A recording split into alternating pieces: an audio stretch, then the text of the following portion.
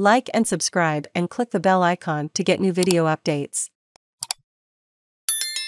Jacinda Ardern says verbal abuse against her coming from a small handful of people. Prime Minister Jacinda Ardern says there have been people opposed to vaccinations ever since the campaign started after being verbally abused on Wednesday afternoon.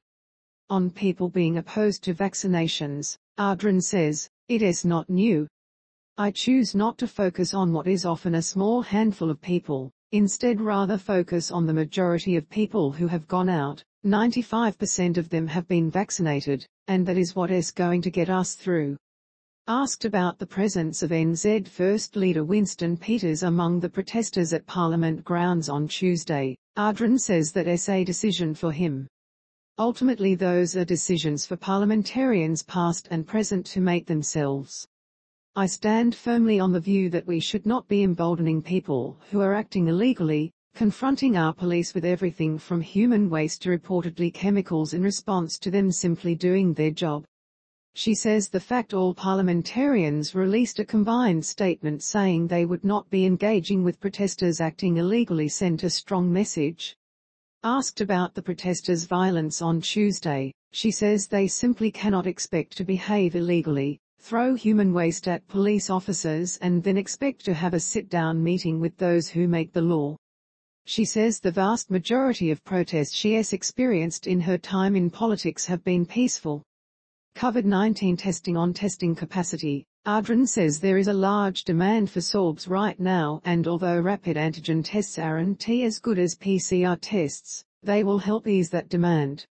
She says her message to New Zealanders is only to be tested if they are symptomatic, are close contacts or have been asked by officials to be tested. When we're not in a position to be able to run samples and pulling, that does mean our capacity does reduce down. It is all about how though we're able to distribute it across the network. Our testing and processing is run through a series of private labs, so it takes a whole lot of coordination to make sure that where there is high demand we're moving lab tests back into other labs with extra capacity. Rapid antigen tests help in that regard because they give a result on the spot and don't need to be sent for testing. NZ's position on Ukraine crisis. On Russia and Ukraine, Ardern says the Russian ambassador has been called in to send a clear message about New Zealand's position on what is happening. Ukraine's sovereignty and territorial authority must be upheld, and what is happening now directly undermines that. New Zealand will be sending that message as strongly as possible.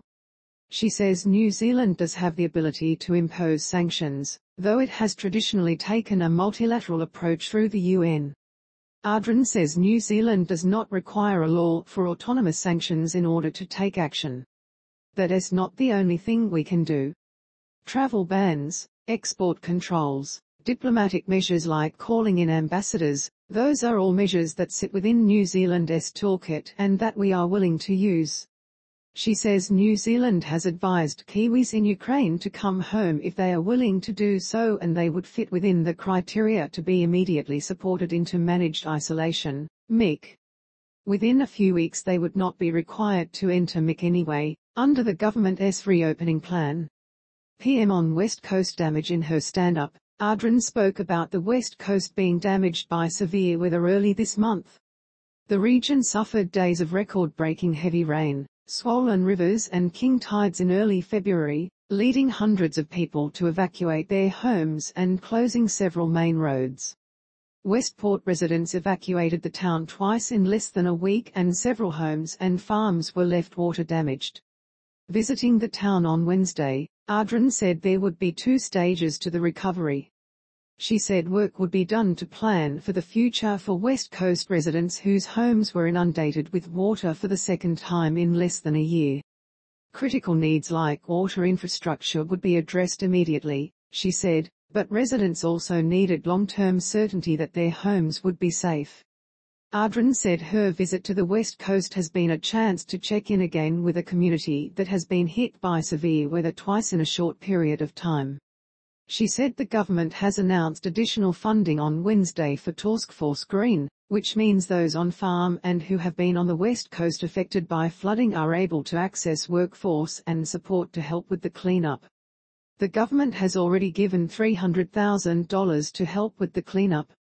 Classification of the event as a medium-scale adverse event also unlocked $200,000 for farmers and growers, and $100,000 was put into the mayoral relief fund. Ardern said.